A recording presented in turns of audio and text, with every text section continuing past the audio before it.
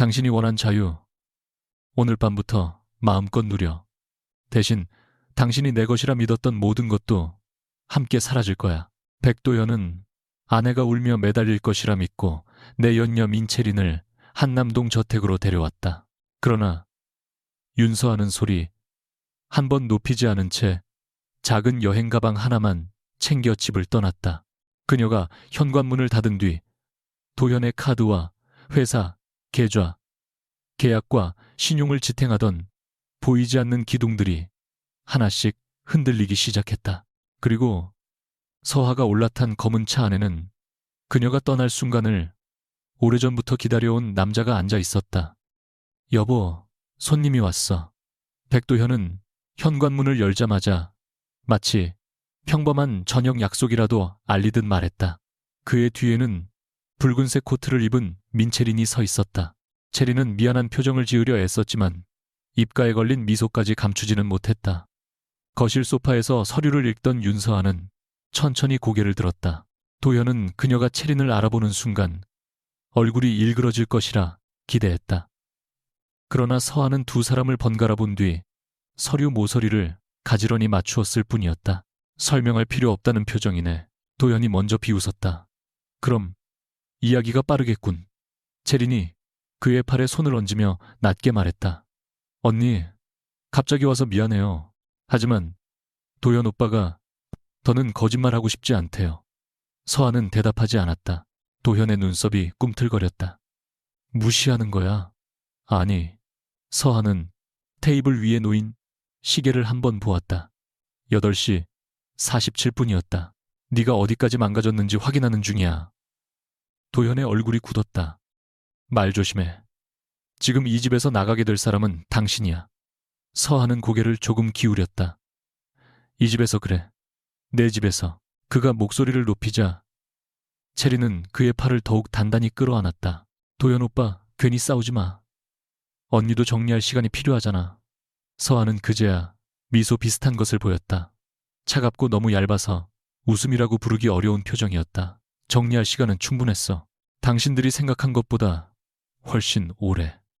도현은 그 말의 뜻을 이해하지 못했다. 그는 지난 몇 달 동안 서하가 아무것도 모른다고 확신해왔다.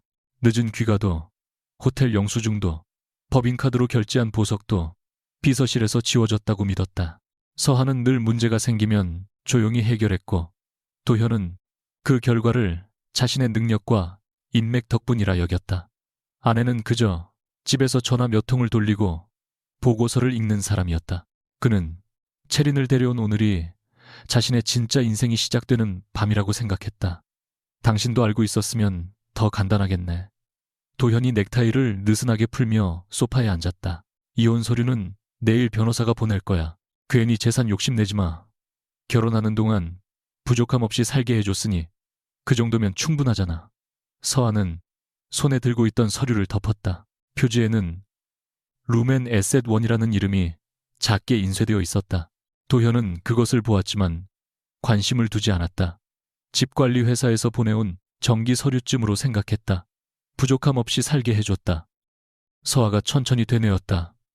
그 말을 정말 믿는구나. 사실이니까. 그럼 하나만 묻자. 지난주에 당신이 서명한 유동성 보완 약정 읽어봤어. 도현은 잠시 말을 멈췄다가 코웃음을 쳤다. 그런 건 재무팀이 알아서 해. 역시 그랬네. 서하는 다시 시계를 보았다. 8시 50분이었다. 아직 10분 남았어. 뭐가 네가 마지막으로 스스로를 구할 수 있는 시간. 채리는 처음으로 미소를 거두었다. 그녀의 시선이 서하의 얼굴에서 테이블 위 서류로 빠르게 움직였다.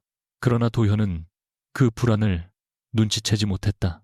그는 서하가 마지막 순간에 겁을 주려 한다고 생각했다. 협박하는 거야. 내가 당신 없이는 회사도 못 굴릴 것 같아. 그가 소리내어 웃었다. 당신이 아침마다 읽던 숫자 몇 줄이 세상의 전부인 줄 알아. 선홀딩스를 만든 건 나야. 내가 투자자를 만나고 내가 계약을 따고 내가 직원들 월급을 줬어. 서하는 잠시 그를 바라보았다. 그 시선에는 분노보다 피로가 많았다. 오래전에 끝난 회의를 이제야 정리하는 사람의 얼굴이었다. 그래, 네가 그렇게 믿어야 버틸 수 있었다는 건 알아. 또 그 잘난 척이군. 도현이 일어나 그녀 앞으로 다가왔다. 난 당신 눈이 싫었어. 언제나 내가 틀릴 걸 알고 있다는 듯 보는 그 눈. 체리는 달라. 내 결정을 믿고 내가 얼마나 큰 사람인지 알아봐줘. 체린이 그의 손을 잡았다. 오빠는 충분히 대단해. 그 한마디에 도연의 어깨가 다시 펴졌다. 서아는 그 모습을 보며 마침내 자신의 가장 오래된 실수를 이해했다. 적어도 마지막 몇 년 동안 그녀는 사랑보다 평범한 사람을 특별한 인물로 만들어내는 자신의 능력에 취해 있었다. 도연은 남편이기 전에 포기하지 못한 프로젝트였다. 오늘 밤 그 프로젝트는 종료될 예정이었다. 체린 씨. 서아가 조용히 불렀다. 체린의 손끝이 미세하게 떨렸다. 그 사람이 정말 아무것도 없어져도 옆에 있을 수 있어요. 체린은 잠시 입술을 다물었다가 도연 쪽으로 몸을 기댔다. 당연하죠. 전 돈 때문에 온 게 아니니까. 그 대답 기억해 둘게요. 서아는 자리에서 일어나 2층으로 올라갔다. 도연은 그녀가 방에 들어가 울 것이라 생각했고, 체리는 현관 옆에 놓인 검은 우산꽂이 위 작은 감시 카메라를 흘끗 보았다. 저택의 관리인 박 여사가 조용히 주방 문가에 나타났다가 서아가 계단 위에서 고개를 젓는 것을 보고 물러났다. 침실에 들어간 서아는 옷장 가장 아래에 보관해둔 회색 여행 가방을 꺼냈다. 그녀가 챙긴 것은 정장 2벌 낡은 사진 1장, 어머니가 남긴 만년필, 그리고 개인 노트북뿐이었다. 보석함은 열어보지도 않았다.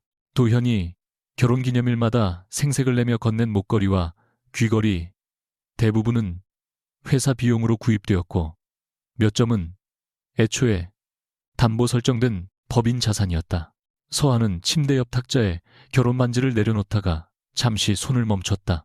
8해 전 도현은 작은 사무실에서 성공의 절반을 반드시 서아의 이름으로 남기겠다고 약속했다.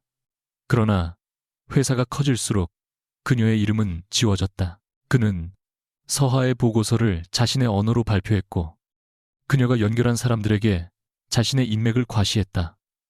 문을 나서려는 순간 박 여사가 복도 끝에서 다가와 아주 낮은 목소리로 말했다. 회장님 차량은 지하 출입구에 준비되어 있습니다.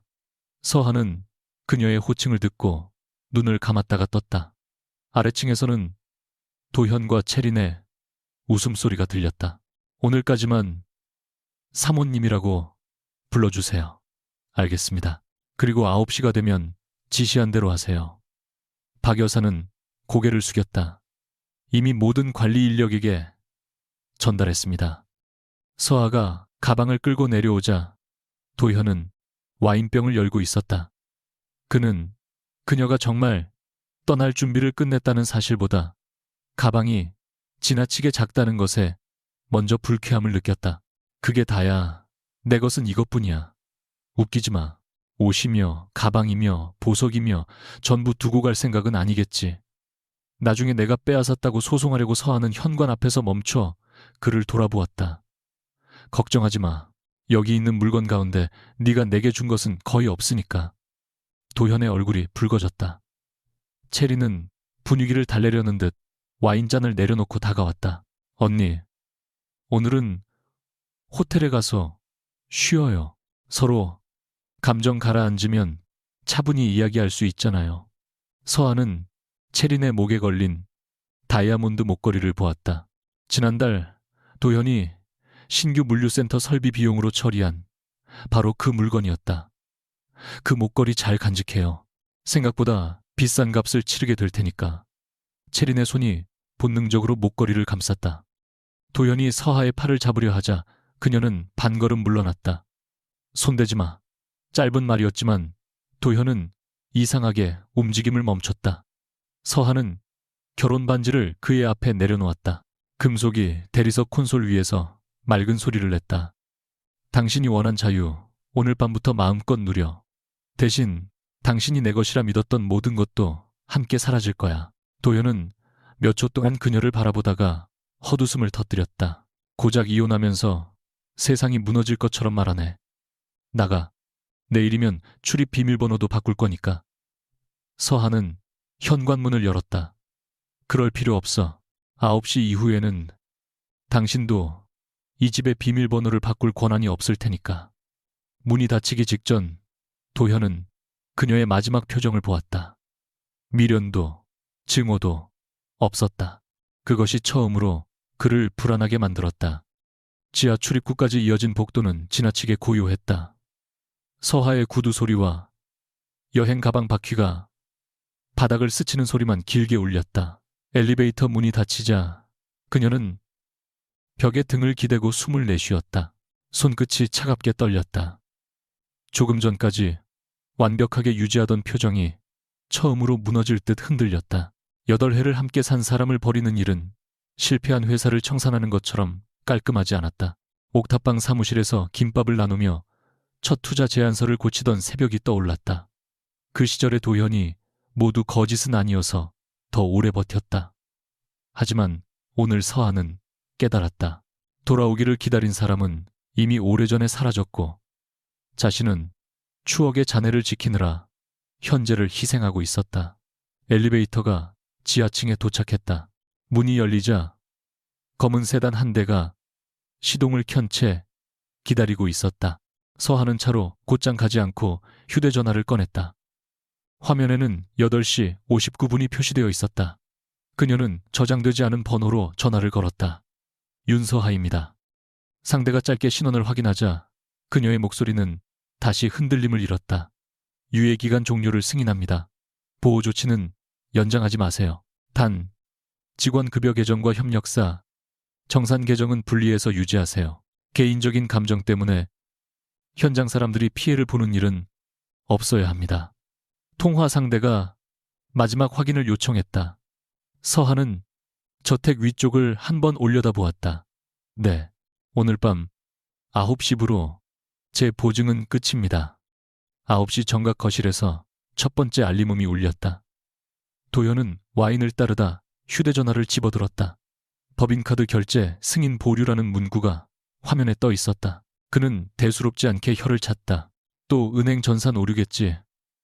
채린이 웃으며 자신의 잔을 내밀었다. 오늘 같은 날엔 회사 생각하지 마요. 도현은 다시 결제를 시도해보려는 듯 휴대전화를 만지다가 두 번째 알림을 받았다. 이번에는 주거시설 관리 권한 변경 안내였다. 룸앤에셋원의 자산관리 정책에 따라 대표 사용자 권한을 재검토한다는 내용이었다. 이게 무슨 소리야? 채린이 화면을 들여다보자 도현은 서둘러 휴대전화를 뒤집었다. 관리회사가 서아한테 겁먹고 장난치는 거겠지. 그는 인터폰을 눌러 박 여사를 불렀다. 아무 응답이 없었다. 다시 누르자 기계음이 흘러나왔다. 관리 서비스가 일시 중단되었다는 안내였다. 그 순간 현관 쪽에서 전자잠금 장치가 짧게 울리더니 관리자 등록 변경이라는 표시가 켜졌다. 도현은 현관으로 달려가 비밀번호 설정 화면을 열었지만 최고 관리자 인증을 요구하는 창이 나타났다. 그가 알고 있는 비밀번호는 모두 거부되었다. 이 여자가 미쳤나? 그는 서하에게 전화를 걸었다. 1번, 2번, 3번. 연결음만 이어졌다. 체리는 그를 달래는 척하면서도 몰래 자신의 휴대전화를 꺼냈다. 그녀는 H라는 이름으로 저장된 상대에게 짧은 메시지를 보냈다. 목표가 집을 나갔고 보호 조치가 예상보다 빨리 끝났다는 내용이었다.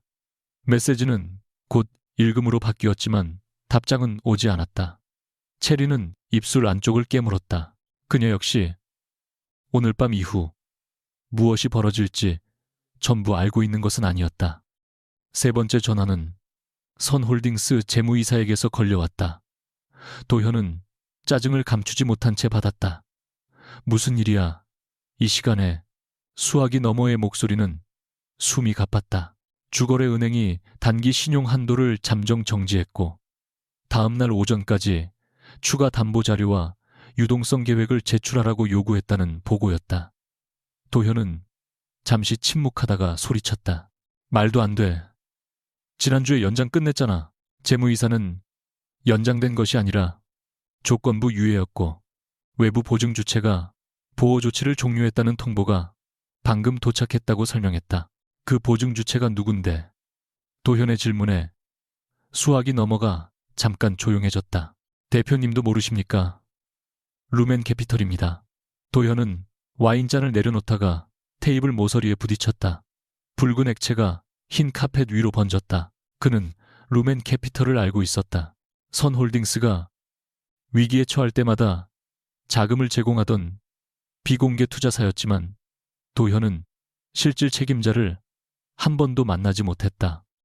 그는 자신의 성과 때문에 투자가 계속된다고 믿었다. 내일 아침 내가 직접 은행장 만나면 끝날 일이야. 그는 단호하게 말했지만 목소리 끝이 갈라졌다. 재무이사는 또 다른 소식을 전했다. 부산 물류센터 공급사가 출하를 잠정 중단했고 일본계 유통 파트너가 다음 주 계약 서명을 연기했다는 것이었다.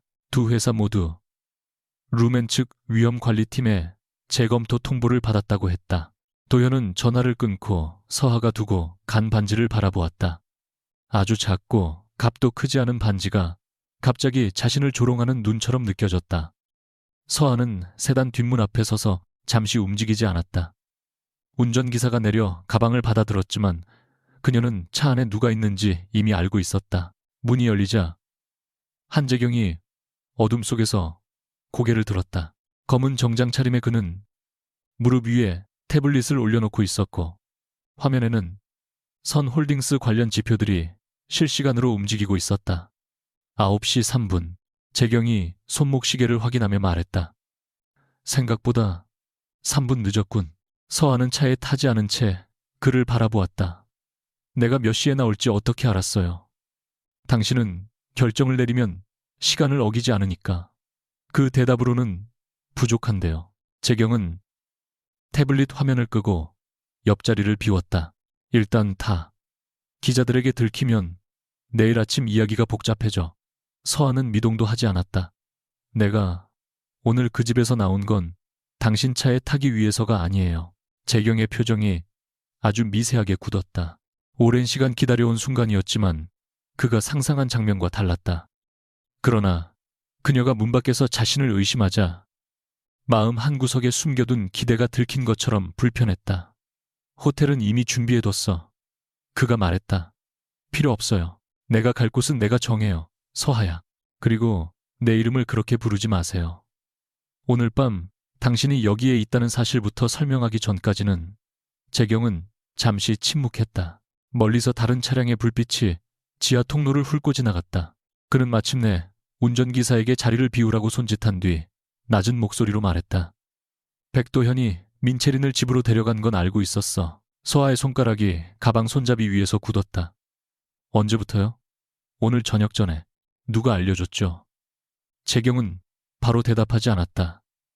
그 짧은 침묵이 어떤 고백보다 선명했다. 그때 서하의 휴대전화가 울렸다. 발신자는 저택관리법인의 책임자였다. 서하는 재경에게서 시선을 떼지 않은 채 전화를 받았다. 상대는 백도현이 최고 관리자 권한 변경을 시도했으며 주거 약정 위반 사실에 따라 사용 자격 검토 절차를 시작해도 되는지 물었다. 서하는 눈을 감았다가 천천히 떴다. 규정대로 진행하세요. 내일 정오까지 개인 물품을 반출할 기회는 주세요. 그 이후에는 법무팀이 인계하도록 하죠. 통화를 끝내자 재경이 그녀를 바라보았다. 당신은 처음부터 그 집을 떠나는 사람이 아니었군. 서하는 씁쓸하게 웃었다. 그 집은 누구의 것도 아니었어요. 적어도 백도현의 것은 아니었죠. 그럼 이제 어디로 갈 생각이야? 내 이름이 적힌 곳으로. 그녀는 열린 차문을 닫았다. 재경이 차에서 내려 그녀 앞을 막지는 않았지만 목소리에는 처음으로 조급함이 묻어났다. 혼자 가면 위험해. 도현은 자기가 무엇을 잃었는지 깨닫는 순간 당신을 찾아올 거야. 그건 내가 감당할 일이에요. 내가 도울 수 있어. 서하는 그를 똑바로 바라보았다. 당신이 오늘 밤의 일을 얼마나 도왔는지부터 밝혀야겠죠. 재경의 눈빛이 어두워졌다. 서하는 운전기사에게 가방을 돌려받아 맞은편에 대기 중이던 다른 차량으로 걸어갔다. 그 차의 문에는 눈에 띄지 않을 만큼 작은 은색 문장이 새겨져 있었다. 루멘 캐피털. 재경은 그 문장을 보며 처음으로 표정을 잃었다. 서아가 남편의 회사를 뒤에서 움직인다는 것은 알았지만 루멘의 최종 결정권자라는 사실은 몰랐다. 차에 오른 서하는 창문을 내리지 않았다. 세단이 지하 통로를 빠져나가는 동안 휴대전화 화면에 새로운 보고가 떠올랐다. 백도현이 다시 전화를 걸고 있었다. 서하는 통화를 거절한 뒤 보고서 첫 줄을 읽었다. 보호 종료 이후 3분선 홀딩스의 첫 번째 긴급 신용회수 요청이 접수되었다. 그녀는 화면을 끄고 어둠에 잠긴 창밖을 바라보았다. 오늘 밤 무너지는 것은 회사 하나가 아니었다. 백도현이 자신의 힘이라 믿었던 모든 착각이 이제 막 붕괴를 시작하고 있었다. 새벽 5시가 되기 전 백도현은 한남동 저택의 서재에서 세 번째 커피를 마셨다. 거실 카펫에 쏟아진 와인은 말라붙어 검붉은 얼룩을 남겼고 민채리는 2층 객실에서 잠든 척하고 있었다. 도현은 밤새 윤서아에게 27번 전화를 걸었다. 모두 거절되거나 연결되지 않았다. 처음 10번까지 그는 분노했고 그 다음 10번은 그녀가 자신을 시험한다고 생각했다. 마지막 7번부터는 손바닥에 식은땀이 배기 시작했다. 새벽 사이선 홀딩스의 재무팀에서 긴급 보고가 4건 도착했다. 주거래은행은 오전 10시까지 추가 담보 자료를 내라고 요구했고 부산 물류센터의 핵심 공급사는 선입금 없이는 출하하지 않겠다고 통보했다. 싱가포르 투자사가 예정된 미팅을 취소했으며 회사가 임차 중인 2개의 사무실 건물도 보증 약정 재검토에 들어갔다. 도현은 컴퓨터 화면을 세게 닫고 혼잣말처럼 말했다. 이건 윤서아가 감정적으로 벌인 장난이야. 그때 서재 문이 열리고 채린이 실크 가운을 걸친 채 들어왔다. 오빠 아직도 안 잤어요. 자게 생겼어. 도현은 그녀를 노려보다가 곧 목소리를 낮췄다. 네가 아는 사람 중에 은행 쪽 연결할 수 있는 사람 없어. 채린은 대답 대신 그의 책상 위에 놓인 독촉 메일을 훑었다. 그녀가 기대했던 균열보다 붕괴 속도가 빨랐다. 저는 브랜드 쪽 사람이에요. 금융 쪽은 잘 몰라요. 어젯밤엔 내가 뭐든 해결할 수 있는 사람이라며 도현의 날 선말에 채리는 웃음을 지웠다. 오빠가 그렇게 말했잖아요. 서하 언니 없이도 충분하다고. 낸분나. 아침 7시 반 저택의 현관벨이 울렸다. 도현이 문을 열자 낯선 남자 둘과 관리법인 직원이 서 있었다. 직원은 정중하지만 단호한 목소리로 주거시설, 사용권한, 변경 통지서를 내밀었다. 도현은 첫 장만 읽고 종이를 구겨버렸다. 당신들 지금 누구 집에 와서 이러는 거야? 직원은 표정 하나 바꾸지 않았다. 루멘 에세드원 소유자산이며 백도현 대표님과 윤수아님에게 공동사용권이 부여되어 있었습니다. 혼인관계 및 회사 경영 유지 조건이 변경되어 사용 자격을 재심사하고 있습니다. 내가 이 집 대금의 절반을 냈어. 확인된 납입 기록은 관리비 일부와 내부 장식 비용뿐입니다. 도현의 얼굴이 굳었다. 그는 뒤에선 채린이 듣고 있다는 사실이 견딜 수 없이 수치스러웠다. 윤서아가 시켰지. 그 여자한테 당장 전화해. 저희는 자산 소유 법인의 지시를 따를 뿐입니다. 오늘 정오까지 개인 물품 반출 목록을 제출해 주십시오. 도현이 직원의 멱살을 잡으려 하자 채린이 서둘러 그의 팔을 붙잡았다. 현관 위 감시 카메라에 붉은 불빛이 켜지는 것을 본 순간 그는 손을 내렸다. 직원들이 돌아간 뒤 채린은 조심스럽게 물었다. 오빠, 정말 이 집이 오빠 명의가 아니었어요. 복잡한 절세 구조야. 부자들은 원래 그렇게 해. 그런데 왜 오빠가 소유법인 이름도 몰라요? 도현은 대답하지 못했다. 대신 구겨진 통지서를 주워 찢어버렸다. 종이 조각이 대리석 바닥에 흩어졌다. 채리는 그 모습을 보며 처음으로 자신이 승리한 것이 아니라 침몰하는 배에 올라탔을지도 모른다고 생각했다. 같은 시각 윤서아는 여의도에 있는 루멘 캐피털 본사 최상층 회의실 앞에 서 있었다. 그녀는 전날 챙겨나온 짙은 남색 정장을 입고 있었고 어머니의 만년필을 재킷 안주머니에 꽂아두었다. 유리문 너머에는 12명의 투자위원이 이미 자리에 앉아 있었다. 그들은 지난 수년 동안 서하의 목소리를 전화와 보안 회의로만 들어왔다. 서하가 자신의 얼굴과 이름을 숨긴 것은 단순한 비밀주의가 아니었다. 선홀딩스와의 이해관계를 분리하고 남편이 그녀의 자금을 자신의 사유물처럼 이용하지 못하게 하기 위한 방어였다. 그러나 방어는 어느 순간 감옥이 되었다. 그녀가 문을 열고 들어서자 회의실이 조용해졌다. 최고 투자 책임자 오태석이 먼저 일어나 고개를 숙였다. 윤서아 의장님, 공식 회의 참석을 환영합니다. 그 한마디가 끝나자 오래된 껍질이 벗겨지는 기분이 들었다. 서하는 주저하지 않고 중앙 좌석에 앉았다. 선홀딩스 관련 보호조치 종료 이후 상황부터 보고해주세요. 재무책임자는 긴급 회수 요청과 공급망 중단 가능성을 설명한 뒤 물었다. 조건을 일부 완화하면 시장 충격을 줄일 수 있습니다. 백도연 대표가 오늘 안에 개선안을 제출할 경우 재검토하시겠습니까? 서하는 잠시 창밖을 바라보았다. 과거의 자신이라면 직원들을 지키겠다는 명분으로 다시 도현의 실수를 덮었을 것이다. 직원 급여와 정상거래 협력사 보호는 유지합니다. 그러나 경영진의 개인 보증과 특혜성 유예는 오늘부로 끝냅니다. 백 대표에게 마지막 협상 기회를 주시겠습니까? 그 사람은 이미 충분한 기회를 받았습니다. 이제 회사와 백도현을 분리해서 판단하세요. 말은 차분했지만 테이블 아래에서 그녀의 손은 어머니의 만년필을 세게 쥐고 있었다.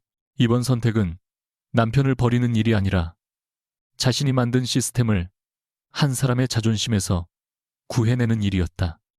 오전 9시 도현은 강남 본사에 도착하자마자 임원회의를 소집했다. 평소라면 그가 들어서는 순간 자리에서 일어나던 임원들이 이날은 서로 눈만 마주쳤다. 재무이사 김성호가 서류 묶음을 내밀며 말했다. 대표님, 오늘 만기가 돌아오는 단기 차입금부터 처리해야 합니다. 루멘 측 보증이 빠지면서 은행이 자체 신용 등급을 다시 산정했습니다. 우리 매출이 얼만데 보증 하나 없다고. 이 난리야. 지난 2분기 동안 확장 비용이 매출 증가보다 컸습니다. 신규 사업 3곳이 아직 현금을 만들지 못하고 있습니다. 도현은 회의 테이블을 주먹으로 쳤다. 그 사업들 다 이사회 승인받았어. 김 이사는 잠시 망설이다가 말했다. 승인은 받았지만 위험 보완안은 윤서아 고문이 직접 작성했습니다. 그 보완안의 핵심이 루멘의 조건부 신용 지원이었습니다. 윤서아는 고문이 아니야. 이름만 걸어둔 내 아내였어. 회의실이 무겁게 가라앉았다. 전략기획실장이 조심스럽게 노트북 화면을 돌려보였다. 과거 주요 투자 유치 보고서와 공급사 재편안 위기 대응 시나리오의 최종 작성자 정보가 복구되어 있었다. 모든 문서의 원본 작성자는 윤서하였다. 도현은 화면을 밀어버렸다. 문서 정리 좀 했다고 회사를 만든 사람이 되는 건 아니야. 그러자 평소 가장 충성스럽던 영업총괄이 낮게 말했다. 대표님이 직접 데려왔다고 하셨던 일본 유통사 대표도 윤고문의 대학 시절 멘토를 통해 연결된 분입니다. 도현은 자리에서 일어나 그를 노려보았다. 다들 지금 나한테 반기를 드는 거야. 아무도 대답하지 않았다. 그 침묵 속에서 도현은 자신이 명령할 수 있는 사람은 많았지만 자신을 믿고 움직이는 사람은 거의 없었다는 사실을 처음으로 느꼈다. 회의가 끝나자 도현은 법무법인 태강의 이혼 전문 변호사에게 전화를 걸었다. 그는 서하의 개인 계좌와 공동 재산을 즉시 보전 처분하고 저택 사용권도 자신에게 남도록 조치하라고 지시했다. 변호사는 서류를 검토한 뒤 뜻밖의 답을 내놓았다. 대표님 명의로 된 공동 재산 규모가 예상보다 작습니다. 현재 확인되는 것은 예금 일부와 차량 한 대, 제주 별장, 지분 정도입니다. 한남동 집은 루멘 에셋원 소유입니다. 회사 주식은 대표님 보유분은 맞습니다. 다만 일부가 대출담보로 설정되어 있고 우선 매수권과 의결권, 제한 조항이 붙어 있습니다. 누가 그런 계약을 했어? 대표님, 서명이 있습니다. 도현은 책상 서랍을 뒤져 지난주 서명한 서류 사본을 꺼냈다. 빽빽한 조항 아래 자신의 서명이 선명했다. 그는 서아가 표시해둔 노란색 메모를 기억했다. 반드시 읽고 질문하라는 문장이 적혀 있었지만 당시 채린과 저녁 약속에 늦었다는 이유로 마지막 장만 펼쳐 서명했다. 윤수아가 나를 함정에 빠뜨린 거야. 변호사는 잠시 침묵한 뒤 조심스럽게 말했다. 계약 체결 당시 외부 법률 검토와 대표님 본인의 확인 녹취가 남아 있습니다. 함정으로 주장하기는 어렵습니다. 도현은 전화를 끊고 의자에 몸을 던졌다. 곧이어 비서가 들어와 루멘캐피털에서 보낸 공식 면담 거절서를 전달했다. 수신인은 백도현 대표였고 발신란에는 처음 보는 이름이 적혀 있었다. 윤서아 투자위원회 의장. 도현은 같은 줄을 여러 번 읽었다. 글자가 뜻을 잃을 때까지 보았지만 이름은 바뀌지 않았다. 점심 무렵 서아는 성수동의 작은 식당에서 한재경과 마주 앉았다. 그가 선택한 곳은 별실도 경호원도 없는 평범한 한식당이었다. 서아가 화려한 장소를 거부할 것을 알고 일부러 정한 듯 했지만 그 배려조차 계산처럼 느껴졌다. 재경은 물잔을 그녀 쪽으로 밀며 말했다. 공식적으로 루멘에 복귀했다는 소식 벌써 시장에 돌고 있어. 복귀한 적 없어요. 원래 제자리였으니까. 그래, 내가 표현을 잘못했군. 그는 쉽게 사과했지만 눈빛은 여전히 그녀의 반응을 분석하고 있었다. 선홀딩스 지분을 내가 받아줄 수 있어. 채무 압박을 줄이고 직원들도 지킬 수 있지. 대신 뭘 원하죠? 공동 운용권. 그리고요. 재경은 잠시 젓가락을 내려놓았다. 당신이 혼자 싸우지 않는 것. 서아는 웃지 않았다. 사업 제안에 감정을 끼워 넣지 마세요. 난 감정 때문에 이 제안을 하는 게 아니야. 거짓말. 그녀의 한마디에 재경의 시선이 흔들렸다. 당신은 내가 어젯밤 집을 나올 걸 알고 있었고 정확한 시간에 차를 보냈어요. 민채린이 그 집에 들어간 것도 미리 알았죠. 그런데 오늘은 선홀딩스 지분을 넘기라고 해요. 우연이 너무 많네요. 재경은 차분하게 숨을 들이쉬었다. 정보를 가진 것과 사건을 만든 건 달라. 그 차이를 누가 판단하죠? 당신 서하는 자리에서 일어났다. 공동 운용 제안은 거절합니다. 백도연의 회사가 무너진 자리에 당신 깃발을 꽂게 하려고 내가 나온 게 아니에요. 재경은 그녀를 붙잡지 않았다. 다만 떠나는 등을 보며 말했다. 민채린을 조사하고 있다면 혼자 만나지 마. 서하가 걸음을 멈췄다. 왜죠? 그 여자는 당신이 생각하는 것보다 오래전부터 백도현을 알고 있었으니까. 서하는 뒤돌아보지 않았다. 그러나 그 문장은 그녀의 마음속에 날카롭게 박혔다. 오후 3시 선홀딩스의 홍보팀은 도현이 가정 문제와 회사 위기를 동시에 겪고 있다는 소문이 온라인 투자 커뮤니티에 퍼지고 있다고 보고했다. 도현은 즉시 기사 삭제와 강경 대응을 지시한 뒤 채린에게 전화를 걸었다. 그녀는 2번이나 받지 않았고 3번째에야 낮은 음악 소리와 함께 연결되었다. 어디야, 샵이에요. 오늘 촬영 일정 있다고 말했잖아요. 이렁이러 회사 상황이 이런데 촬영이 중요해. 제가 회사 임원도 아니잖아요. 어젯밤까지 자신을 세상의 중심처럼 떠받들던 목소리에서 미묘한 거리가 느껴졌다. 도현은 이를 악물고 말했다. 오늘 저녁에 집으로 와. 네가 아는 브랜드 대표들한테도 연락하고. 왜요? 단기 자금만 돌면 돼. 네가 나를 믿는다고 했잖아. 체리는 잠시 침묵했다. 믿는 것과 돈을 구해오는 건 다른 문제예요. 도현의 목소리가 낮아졌다. 너까지 윤서아처럼 굵어야. 그 순간 체린의 숨소리가 터졌다. 저를 그 여자랑 비교하지 마세요. 그럼 증명해. 도현이 전화를 끊자 체린은 거울 앞에 앉은 채 굳은 얼굴로 화면을 내려다보았다. 통화 내용은 자동으로 저장되고 있었다. 그녀는 H에게 메시지를 보냈다. 그가 예상보다 빨리 무너지고 있으며 자신에게 자금까지 요구한다는 내용이었다. 잠시 뒤 답장이 왔다. 계획대로 거리를 두라는 짧은 문장이었다. 체리는 메시지를 지우려다 멈췄다. 거울 속 자신의 목에 걸린 다이아몬드가 번쩍였다. 그녀는 그 목걸이를 벗지 않았다. 복수로 시작했지만 부유한 남자의 사랑을 받는 연극 속에서 자신이 무엇을 원하는지 이미 흐려지고 있었다. 루멘 본사로 돌아온 서한은 감사팀이 제출한 인사자료를 검토했다. 민체리는 2년 전 외부 브랜드 컨설턴트로 처음선 홀딩스와 계약했고 추천 회사는 지안 파트너스였다. 서한은 회사 이름을 보는 순간 손을 멈췄다. 지안 파트너스는 한재경의 J-인스큐리티스가 과거 여러 차례 인수 프로젝트에 사용했던 비공개 자문사였다. 직접적인 지분 관계는 없었지만 담당 이사의 경력과 거래 흐름이 지나치게 가까웠다. 감사팀장은 말했다. 민체린 씨의 채용 과정에서 백 대표가 직접 면접을 지시했습니다. 다만 최초 후보 명단은 지안 파트너스가 단독으로 보냈습니다. 후보가 몇 명이었죠? 서류상 3명입니다. 그런데 나머지 2명은 면접 연락을 받은 기록이 없습니다. 서한은 화면 속 체린의 이력서를 바라보았다. 뛰어난 경력이었지만 선홀딩스의 사업과 정확히 맞아떨어질 정도로 정교하게 다듬어져 있었다. 그녀는 재경이 식당에서 한 말을 떠올렸다. 체린이 도연을 오래전부터 알고 있다는 말. 그것은 경고였을까? 아니면 자신이 이미 판을 짜두었다는 오만한 암시였을까?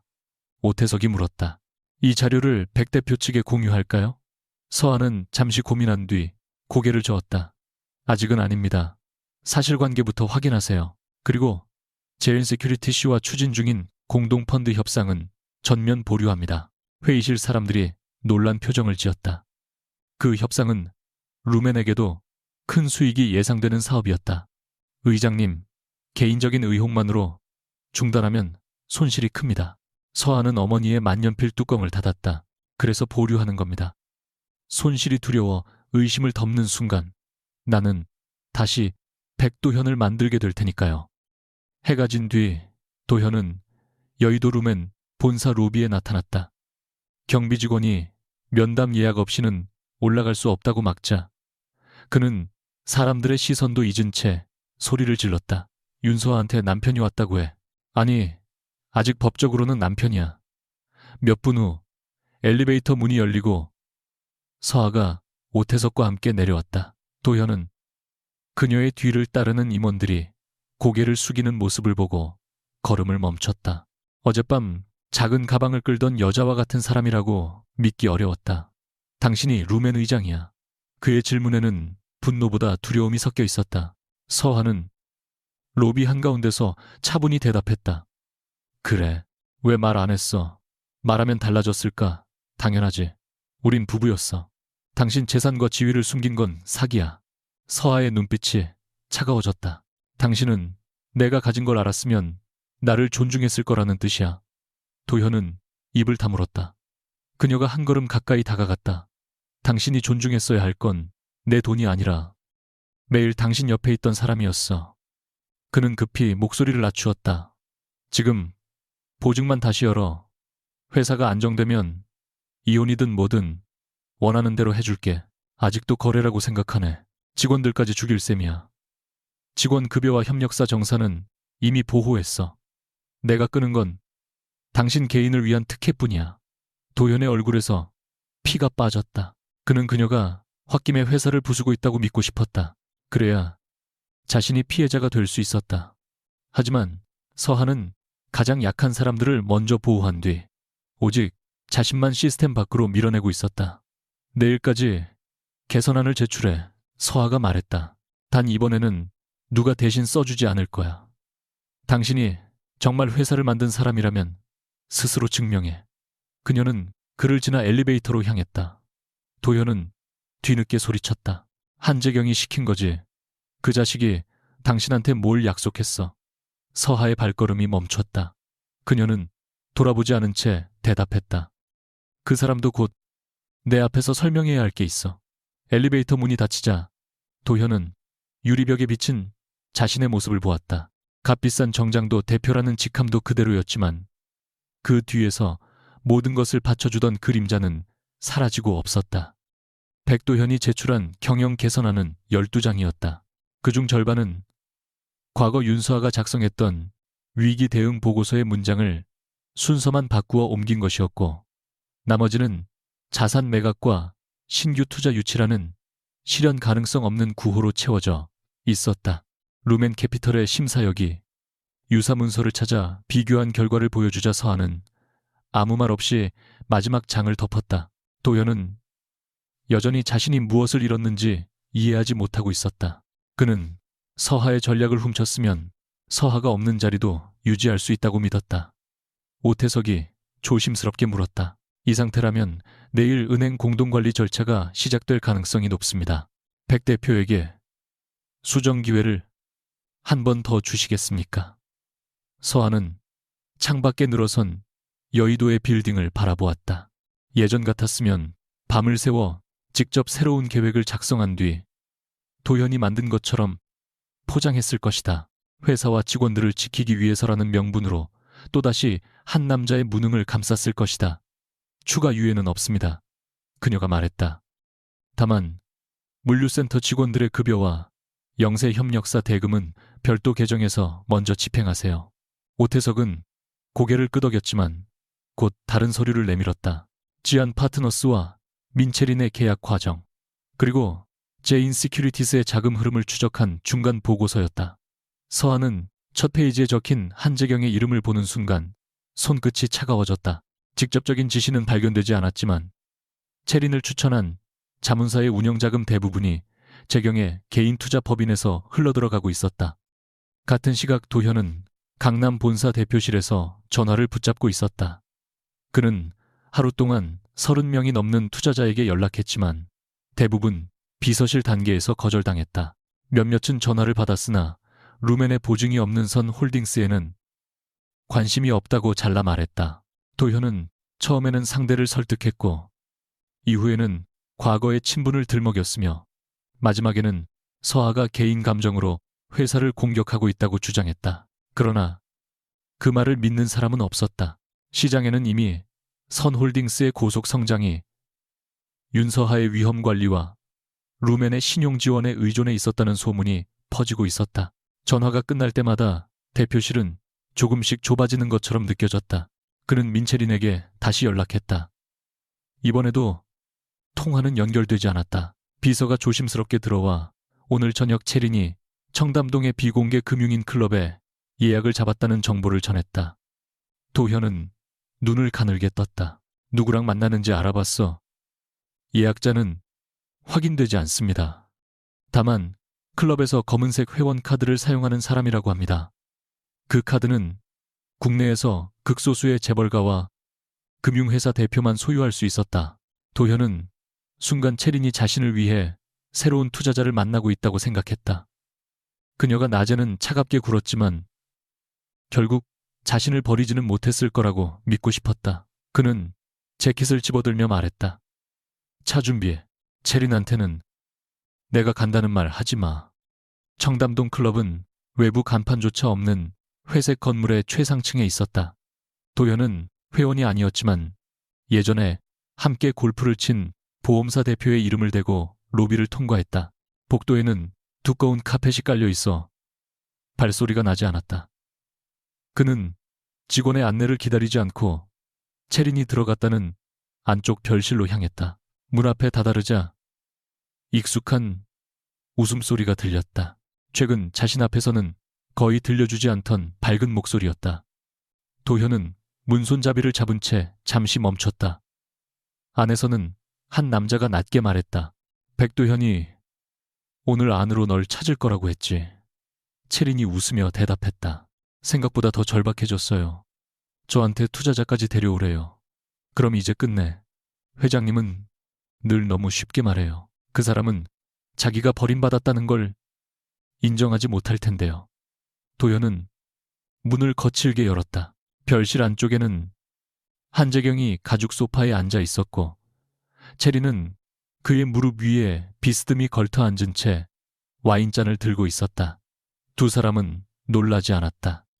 오히려 재경은 도연이 정확한 시간에 도착했다는 사실을 확인하듯 손목 시계를 내려다보았다. 너희들 지금 뭐 하는 거야?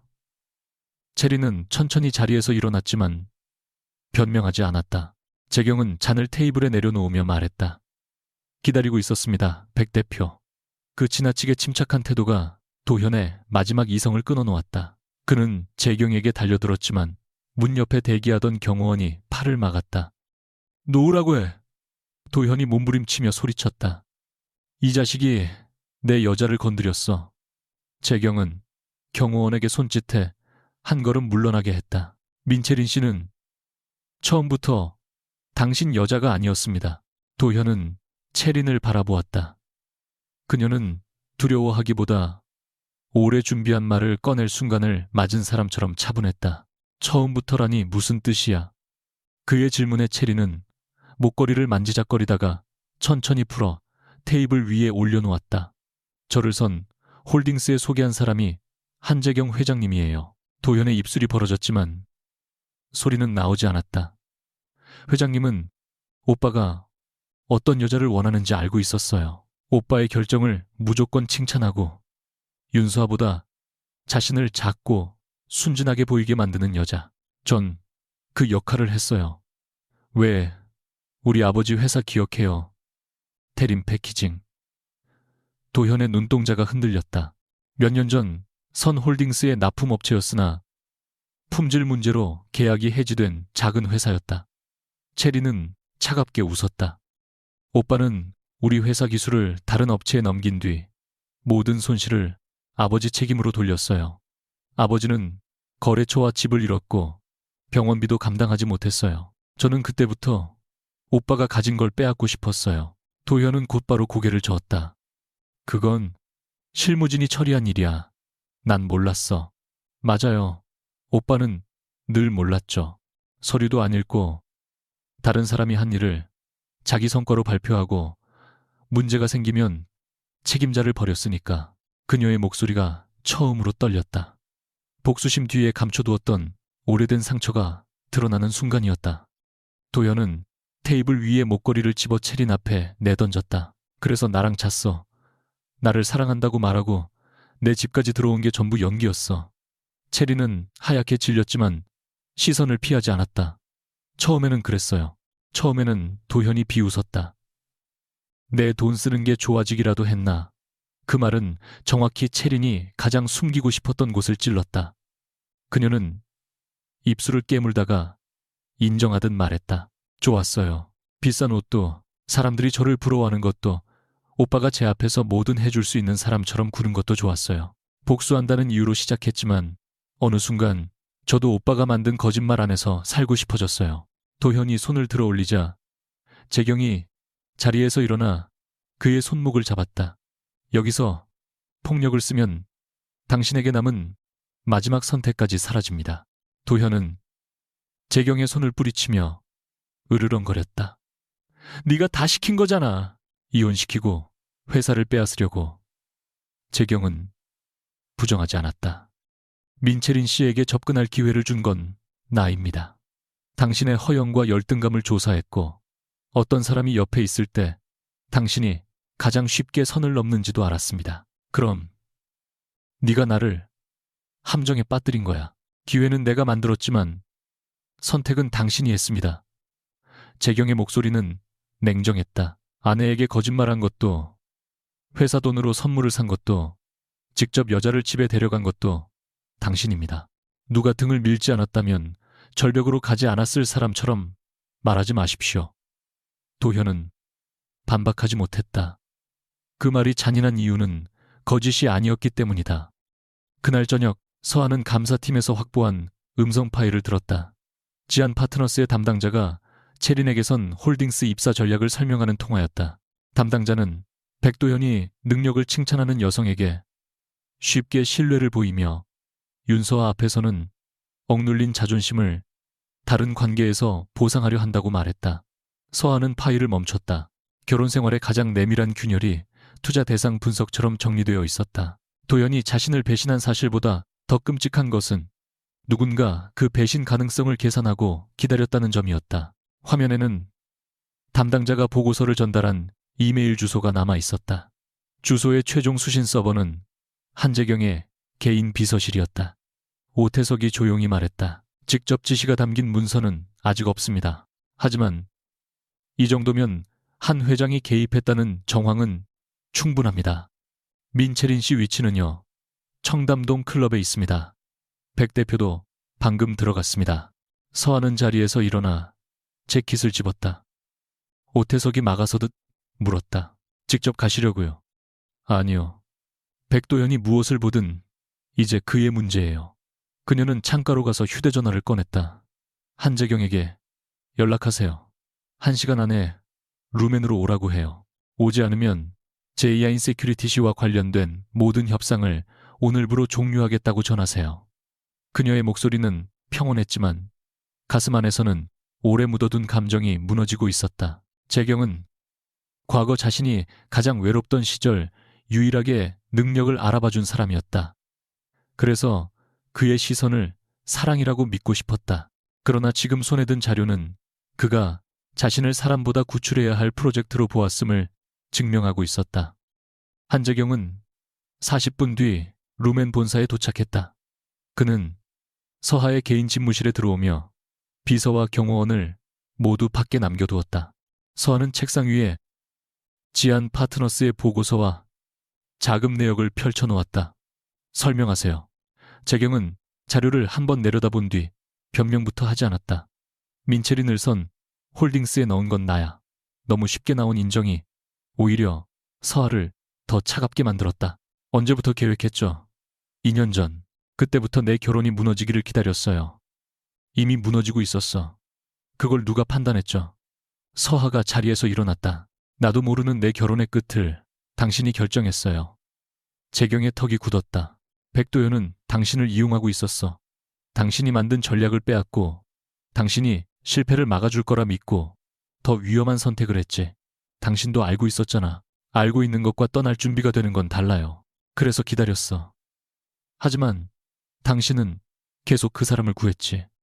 재경의 목소리에 억눌린 감정이 묻어났다. 당신, 어머니가 살았던 삶을 그대로 따라가면서도 이번에는 다를 거라고 자신을 속였어. 누군가는 그 고리를 끊어야 했어. 서하의 눈이 흔들렸다. 그가 어머니의 이야기를 꺼내는 순간 분노는 모욕으로 바뀌었다. 당신이 감히 우리 엄마를 핑계로 삼아요. 핑계가 아니야. 난 당신이 사라지는 걸 지켜볼 수 없었어. 그래서 내가 아파하는 걸 지켜봤군요. 정확히 계획대로 움직이는지 확인하면서 재경은 책상 가장자리에 손을 짚었다. 언제나 시장의 흐름을 통제하던 남자의 얼굴에 처음으로 균열이 생겼다. 나는 그 사람이 당신을 배신하게 만든 게 아니야. 민채리는 문을 열었을 뿐이고 백도현이 스스로 걸어 들어갔어. 당신은 내가 그 문 앞에 서 있다는 걸 알면서도 닫아주지 않았어요. 서하의 목소리가 낮아졌다. 오히려 더 크게 열었죠. 재경은 잠시 눈을 감았다. 그래, 인정해. 그 남자가 당신을 완전히 잃을 정도의 실수를 하길 바랐어. 당신이 미련을 가질 수 없을 만큼, 그리고 나면 내가 당신에게 올 거라고 생각했어요. 그는 대답하지 못했다. 그 침묵은 서하가 듣고 싶지 않았던 진실이었다. 당신도 백도현과 다르지 않네요. 서하가 말했다. 그 사람은 내가 만든 것을 자기 것으로 여겼고 당신은 내 선택을 자기 것이 될 수 있다고 믿었어요. 난 당신을 소유하려는 게 아니야. 그럼 왜 기다리지 못했죠? 내가 직접 결정할 때까지. 재경의 목소리가 거칠어졌다. 기다렸어. 10년 가까이 기다렸어. 기다린 시간은 허락이 아니에요. 서하는 그에게서 시선을 떼지 않았다. 사랑한다는 이유로 상대의 고통을 설계할 권리는 누구에게도 없어요. 재경은 한 걸음 다가가려다 멈췄다. 서하가 물러서지 않았기 때문이다. 예, 사랑한다나 그들 사이의 거리는 가까웠지만 어느 때보다 멀었다. 서하는 책상 위에 공동펀드 협상 종료 통지서를 내려놓았다. 루멘 캐피털은 오늘부로 제인 시큐리티스와 진행하던 모든 공동사업을 중단합니다. 재경이 서류를 내려다보았다. 예상 수익만 수천억 원에 달하는 프로젝트였다. 이 결정은 루멘에도 손해야. 알아요. 이사회가 반대할 텐데 설득할 겁니다. 나를 벌주려고 투자자들의 이익까지 위험하게 만들 생각이야. 서한은 고개를 저었다. 당신과 이해관계가 얽힌 상태에서 민체린 사건을 조사하면 모든 판단이 오염돼요. 이건 벌이 아니라 분리예요. 내가 백도현에게 하지 못했던 것을 이제 당신에게 하는 겁니다. 재경은 한동안 말이 없었다. 그는 돈을 잃는 것보다 서하가 자신을 위험 요소로 분류했다는 사실에 더 큰 충격을 받은 듯했다. 그럼 나는 어떻게 해야 하지? 그 질문에는 회장도 투자자도 아닌 한 남자의 무력함이 담겨 있었다. 서하는 차갑게 대답했다. 처음으로 아무것도 하지 마세요. 나를 설득하려 하지 말고 보호하려 하지도 말고 다음 선택을 계산하지도 마세요. 서하야, 나가주세요. 한 회장님. 재경은 그녀의 이름을 다시 부르지 않았다. 그는 종료 통지서에 서명한 뒤 펜을 내려놓았다. 문을 열기 전 잠시 멈췄지만 결국 뒤돌아보지 않고 나갔다. 서하는 문이 닫힌 뒤에도 한동안 꼿꼿하게 서 있었다. 그러다 의자에 앉아 두 손으로 얼굴을 감쌌다. 도현의 배신 앞에서는 울지 않았지만 자신을 가장 잘 안다고 믿었던 남자의 사랑이 또 다른 형태의 통제였다는 사실 앞에서는 숨을 고르기 어려웠다. 자정이 가까워졌을 때 백도현은 청담동 거리 한복판에 혼자 서 있었다. 체리는 한재경의 차를 타지 않았다. 그녀는 별도의 택시를 불러 사라졌고 떠나기 전 도현에게 마지막으로 말했다. 회장님이 기회를 만든 건 맞아요.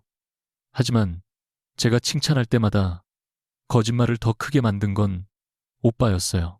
윤서아를 배신한 이유까지 다른 사람 탓으로 돌리지는 마세요. 도현은 그 말을 인정할 수 없었다. 그는 모든 것을 한재경의 음모로 만들어야만 자신이 견딜 수 있었다. 휴대전화에는 은행 공동관리 절차 개시 예정 통보와 이사회 긴급 소집 안내가 연달아 도착했다. 그는 서아에게 전화를 걸었다. 이번에는 연결음이 2번 울린 뒤 통화가 받아졌다. 윤서와 한재경이 다 꾸민 일이야. 민채린도 그 자식이 보낸 여자였어. 도현은 숨을 몰아쉬며 말했다. 나도 피해자야. 우리 둘이 힘을 합치면 회사를 지킬 수 있어. 수화기 너머에서 서하는 잠시 침묵했다. 당신이 피해자라고 그래. 그 자식이 나를 유혹하게 만든 거야.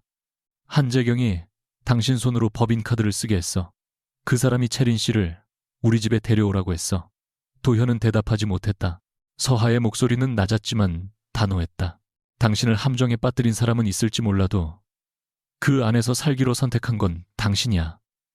서하야. 제발. 그가 처음으로 이름을 애원하듯 불렀다. 내일 이사회에서 보증만 복구해줘. 내가 다 바로잡을게. 서하는 눈을 감았다. 한때 그 말을 믿고 싶었던 자신과 마지막으로 작별하는 순간이었다.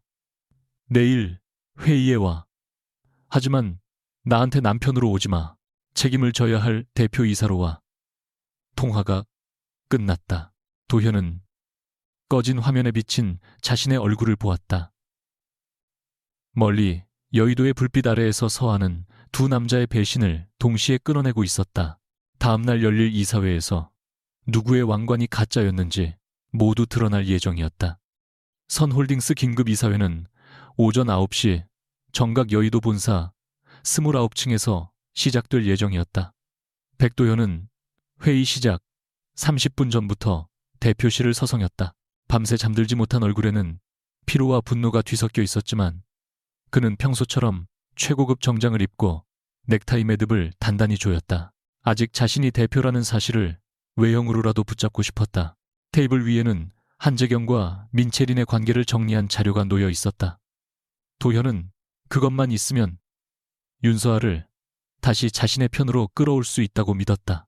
두 사람 모두 한재경에게 이용당한 피해자라고 주장하면 서아도 결국 분노의 방향을 바꿀 것이라 생각했다. 재무이사 김성호가 들어와 은행단과 주요 채권자들이 도착했다고 알리자 도현은 낮은 목소리로 물었다. 윤서아도 왔어. 루멘 측 대표단이 곧 도착한다고 합니다. 대표단 말고 윤서하. 김 이사는 잠시 눈을 내리깔았다. 윤 의장님이 직접 참석하십니다. 도현은 그 호칭을 들을 때마다 속이 뒤틀렸다. 불과 며칠 전까지만 해도 아무도 그녀를 의장이라고 부르지 않았다. 적어도 그의 앞에서는 그랬다. 그는 서류를 집어들며 말했다. 좋아, 오늘 여기서 다 끝내겠어. 한재경이 판을 짰다는 걸 밝히면 서하도 내 쪽으로 돌아올 수밖에 없어. 김 이사는 아무 대답도 하지 않았다. 이제 회사 안에서 도연의 확신을 믿는 사람은 거의 남지 않았다. 9시가 되자 회의실 문이 열렸다. 먼저 은행단과 법률자문단이 들어왔고 뒤이어 루멘캐피털의 투자위원들이 자리를 채웠다. 마지막으로 윤서아가 모습을 드러냈다. 짙은 회색 정장 차림의 그녀는 오태석과 2명의 감사 책임자를 동반하고 있었다. 도현은 서하가 자신과 마주보는 자리에 앉을 것이라 생각했지만 그녀는 회의 테이블에 가장 안쪽 중앙 좌석으로 걸어갔다. 그곳은 최대 채권자이자 구조조정 주도기관의 대표에게 배정된 자리였다. 오태석이 마이크를 켜고 말했다. 루멘캐피털의 창립자이자 투자위원회 의장인 윤서하님이 오늘 회의를 주재하겠습니다. 회의실 안에 짧은 술렁임이 일었다. 도현은 의자에서 반쯤 일어났다. 창립자라고 서하는 서류를 펼치며 그를 바라보았다. 회의를 시작하죠. 잠깐, 당신이 루멘을 만들었다고. 백 대표 발언 기회는 안건 설명 후에 드리겠습니다. 남편이 아니라 회사 대표를 대하듯 선을 긋는 말투였다. 도현의 얼굴이 달아올랐지만 그는 다시 앉을 수밖에 없었다. 대형 화면에는 지난 8년간 선홀딩스에 제공된 자금과 보증 위험 관리 지원 내역이 차례로 나타났다. 초기 설비 자금, 해외 유통망 보증, 2차례의 긴급 운영 자금, 부도 위기 때 제공된 후순위 대출까지 모든 항목 끝에는 루멘캐피털이 적혀 있었다. 도현이 자신의 결단으로 이뤘다고 떠들던 성장의 순간마다 보이지 않는 곳에서 서하의 이름이 회사를 붙잡고 있었다. 서하는 감정이 아닌 숫자로 도현의 왕관을 벗겨냈다. 그녀는 지난 2년 동안 선홀딩스의 신규 사업 3곳이 예상 수익을 내지 못했고 경영진이 이를 감추기 위해 단기 차입을 반복했다고 설명했다. 그 과정에서 도현은 법인카드와 회사 자금을 개인적 용도로 사용했으며 이사회 승인 없이 일부 지분을 담보로 제공했다. 무엇보다 루멘이 제시한 개선 기간 동안 그는 위험 사업을 정리하지 않고 체린에게 제공할 아파트 보증금과 선물을 회사 비용으로 처리했다. 화면에 거래 내역과 승인 기록이 나타나자 도현은 자리에서 일어났다. 저건 왜곡이야.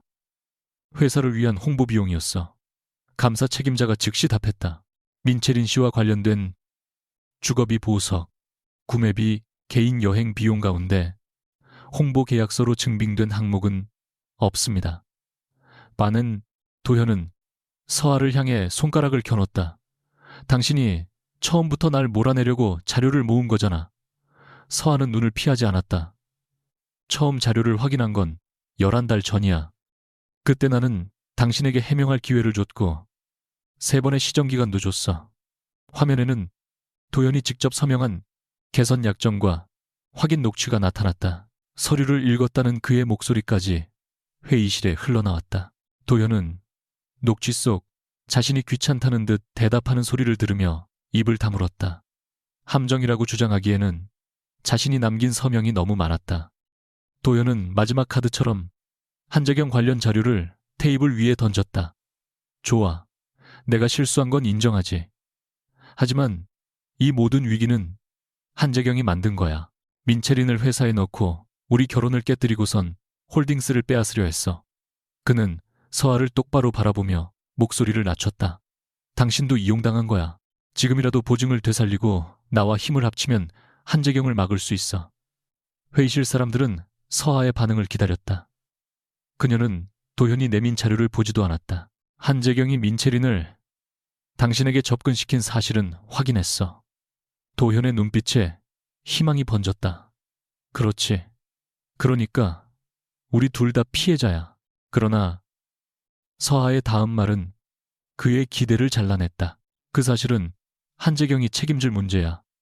당신이 회사 돈을 유용하고 아내를 속이고 이사회와 채권자에게 허위 보고를 한 책임과는 별개지. 그가 날 유도했어. 당신은 아직도 자신이 선택한 행동의 주인을 찾지 못했네. 서하의 목소리는 높지 않았지만 회의실 전체가 조용해졌다. 나는 한재경과의 모든 공동사업을 중단했어. 그러니 오늘 결정에 그의 이해관계는 들어오지 않아. 당신도 그 사람 뒤에 숨지 마. 도현은 그제야 깨달았다. 서하는 자신을 버리기 위해 한재경을 선택한 것이 아니었다. 그녀는 두 사람을 동시에 자신의 시스템 밖으로 밀어냈다. 누구의 보호도 누구의 편도 필요하지 않은 사람처럼 서 있었다. 은행단 대표는 구조조정 안건을 발표했다.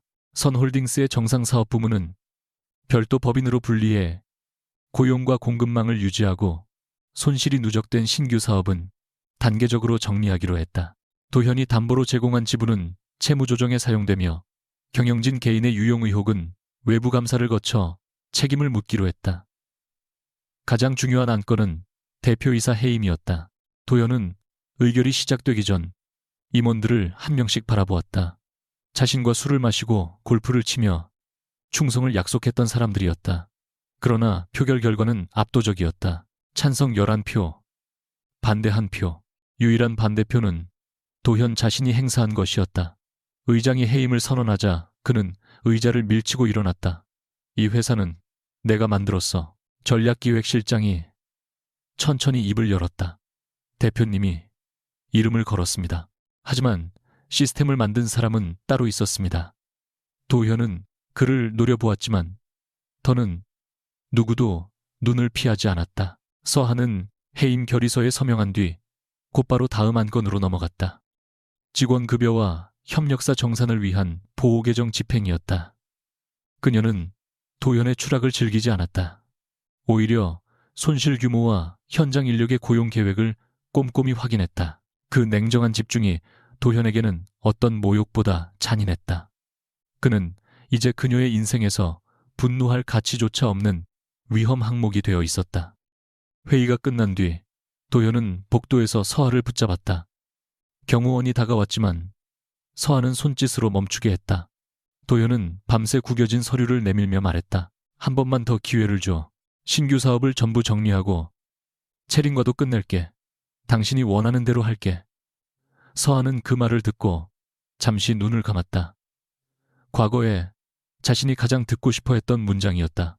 불과 몇 년 전이라면 그 약속 한마디에 다시 계획서를 쓰고 채권자를 설득하고 도현의 실수를 자신의 책임처럼 짊어졌을 것이다. 당신은 아직도 내가 원하는 게 당신의 선택이라고 생각해. 그녀가 물었다. 도현은 서둘러 고개를 끄덕였다. 그래. 내가 그 여자만 정리하면 우리도 다시 시작할 수 있어. 서하는 씁쓸하게 웃었다. 내가 떠난 건 당신이 민채린을 선택했기 때문만이 아니야. 당신 옆에 있으면 나는 계속 나를 지워야 했으니까. 앞으로는 안 그럴게. 당신은 내가 루멘의 주인이라는 걸 알고 나서야 나를 붙잡고 있어. 도현의 얼굴이 굳었다. 그는 아니라고 말하려 했지만 서하는 이미 답을 알고 있었다. 당신이 사랑한 건 내가 아니야. 내가 만들어준 당신의 모습이었어. 그녀는 그의 손에서 서류를 내려놓았다. 그리고 나도 당신을 사랑한다는 이름으로 같은 잘못을 했어. 평범한 사람을 내가 원하는 인물로 만들 수 있다고 믿었지. 이제 그 프로젝트는 끝났어. 그날 오후 도현은 한남동 저택으로 돌아갔다. 그러나 현관 앞에는 이삿짐 업체 차량과 법무팀 직원들이 기다리고 있었다. 관리법인은 약정에 따라 그의 개인 물품 목록을 확인하고 있었고 서재와 와인 보관실의 일부 물건은 회사 자산 여부가 확인될 때까지 반출이 제한되었다. 도현은 비밀번호를 눌렀지만 문은 열리지 않았다. 관리 직원이 임시 출입 카드를 건네며 정해진 시간 안에 개인 물품만 챙기라고 말했다. 그는 분노를 억누르지 못하고 카드를 바닥에 내던졌다. 윤서아가 여기서 살게 해달라고 빌었어. 내가 이 여자를 데리고 들어온 집이야. 박 여사가 조용히 현관 안쪽에서 모습을 드러냈다. 대표님, 이 집의 최초 사용 계약자는 윤서하 의장님이었습니다. 도현은 믿을 수 없다는 듯 그녀를 바라보았다. 당신도 알고 있었어. 저는 룸앤 에셋원에서 파견된 관리 책임자입니다. 박 여사는 감정을 드러내지 않았지만 그동안 서하를 회장님이라 부르던 이유가 비로소 분명해졌다. 도현은 거실 한가운데 멈춰섰다. 자신이 골랐다고 생각한 가구와 그림, 자랑스럽게 손님들을 초대했던 공간이 갑자기 낯설게 보였다. 그는 단 한 번도 소유권 서류를 확인하지 않았다. 서하가 준비했고 서하가 관리했고 자신은 그 위에서 주인 행세만 했다. 침실에 올라간 그는 탁자 위에 남겨진 결혼 반지를 발견했다. 며칠 전과 같은 자리에 있었지만 이제 그것은 버려진 사람이 누구인지 정확히 보여주고 있었다. 해가 진 뒤 도현은 룸앤캐피털 맞은편 건물 로비에서 서하를 기다렸다. 그녀가 회의를 마치고 나오자 그는 사람들의 시선도 잊은 채 앞을 막았다. 정장을 입고 있었지만 넥타이는 풀려 있었고 며칠 사이 얼굴은 눈에 띄게 수척해졌다. 서하야, 잠깐만. 그녀가 지나가려 하자 그는 갑자기 무릎을 꿇었다. 로비에 있던 직원들이 놀라 멈춰섰다. 서하는 표정을 바꾸지 않았지만 손가락이 미세하게 굳었다. 도현은 그녀의 치맛자락을 잡지 못하고 허공에 손을 뻗었다. 보증만 한번 복구해줘. 내 지분을 전부 당신한테 넘겨도 돼. 내가 잘못했어. 체린도 회사 돈도 당신을 무시한 것도 전부 사과할게. 서하는 경호원들에게 사람들을 물리게 한 뒤 그 앞에 섰다. 지금 당신이 무릎 꿇은 건 나를 잃어서가 아니야. 당신을 지탱하던 돈과 이름을 잃어서지. 아니야. 이제야 당신이 얼마나 중요한지 알았어. 중요한 사람과 유용한 사람은 달라. 도현의 눈이 붉어졌다. 내가 어디서부터 다시 시작해야 하는지 모르겠어. 그 말만큼은 진심이었다. 서하는 잠시 그를 바라보았다. 처음으로 남이 만든 답을 베끼지 말고 당신이 망친 것부터 책임져. 모든 직원들에게 사과하고 조사에 응하고 남은 채무를 갚아. 그게 당신이 시작할 자리야. 그녀는 그를 일으켜 세우지도 공개적으로 모욕하지도 않았다. 그저 돌아서서 걸어갔다. 도현은 차가운 대리석 바닥에 무릎을 댄 채 그 시각 한재경은 제2인 스큐리티스 긴급윤리위원회에 출석하고 있었다. 그는 법무팀이 준비한 해명문을 읽지 않았다. 대신 민체린을 지한 파트너스를 통해 선홀딩스에 접근시킨 사실과 백도현의 사생활과 심리적 약점을 조사하게 한 사실을 직접 인정했다. 이사회 의장인 숙부가 낮게 경고했다. 불법이 입증되지 않은 일을 왜 스스로 공개하는 거냐. 조용히 덮으면 끝날 일이다. 재경은 서류를 테이블 위에 내려놓았다. 법적으로 처벌받지 않는다고 해서 책임이 없는 건 아닙니다. 그는 룸앤캐피털과의 공동펀드 우선권을 포기하고 선홀딩스 관련 투자 의사결정에서 완전히 물러나겠다고 선언했다. 또한 개인 투자 법인을 통해 지안 파트너스에 제공한 자금 내역을 외부 감사에 제출했다. 이 결정으로 제2인 세큐리티스는 수천억 원 규모의 투자 기회를 이룰 수 있었고 재경 역시 후계 경쟁에서 치명적인 약점을 갖게 되었다. 숙부는 차갑게 물었다. 여자 하나 때문에 네가 가진 권력을 던지겠다는 거냐? 재경은 잠시 침묵한 뒤 대답했다. 권력을 사용해서 그 사람의 선택을 빼앗았습니다. 그 권력으로 다시 용서를 사려고 하면 아무것도 달라지지 않습니다. 회의가 끝난 뒤 그는 서하에게 전화를 걸지 않았다. 사과문도 보내지 않았다. 그녀가 처음으로 아무것도 하지 말라고 했던 말을 지키는 것이 그가 할 수 있는 유일한 행동이었다. 밤늦게 서하는 룸앤 본사 옥상에 홀로 올라갔다. 멀리 한강 위로 차량 불빛이 흐르고 있었다. 그녀의 휴대전화에는 선홀딩스 구조조정안이 승인되었다는 보고와 제2인 세큐리티스가 모든 우선권을 자진 포기했다는 공시가 차례로 도착했다. 서하는 재경의 이름이 적힌 화면을 오래 바라보았다. 그가 자신의 명령을 따랐다는 이유만으로 마음이 가벼워지진 않았다. 상처는 여전히 남아있었고 사랑이라는 이름 아래 저질러진 통제는 한 번의 희생으로 지워질 수 없었다. 그러나 그가 처음으로 결과를 조종하지 않고 손실을 받아들였다는 사실도 부정할 수 없었다. 오태석이 옥상 문 앞에서 다가와 물었다. 오늘 결정 후회하지 않으십니까? 두려워요. 지금까지는 누군가를 세우는 일로 제 가치를 증명했으니까요. 이제 제 이름으로 실패하면 숨을 곳이 없겠죠. 그래도 의장님은 오늘 숨지 않으셨습니다. 서한은 어머니의 만년필을 손에 쥐었다. 도현의 왕관을 벗긴 날이었지만 진짜 변화는 자신이 처음으로 다른 사람의 머리 위가 아닌 자신의 이름 아래 서기로 한 선택이었다. 내일부터 루멘의 창립자 정보를 공식 공개하세요. 그리고 선홀딩스 정상화 법인의 임시 명칭에서도 제 이름은 빼주세요. 오태석이 놀라 바라보자 그녀는 덧붙였다. 나는 또 다른 백도현을 만들고 싶지 않아요.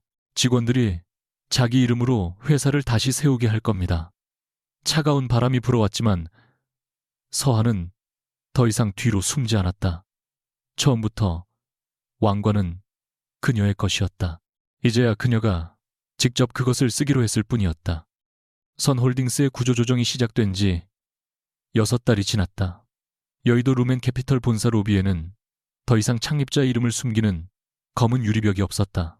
정문 옆에는 윤서하의 이름과 함께 회사의 투자 원칙이 새겨져 있었다. 기업을 성장시키되 사람을 소모품으로 취급하지 않으며 실패의 비용을 가장 약한 사람에게 떠넘기지 않는다는 문장이었다.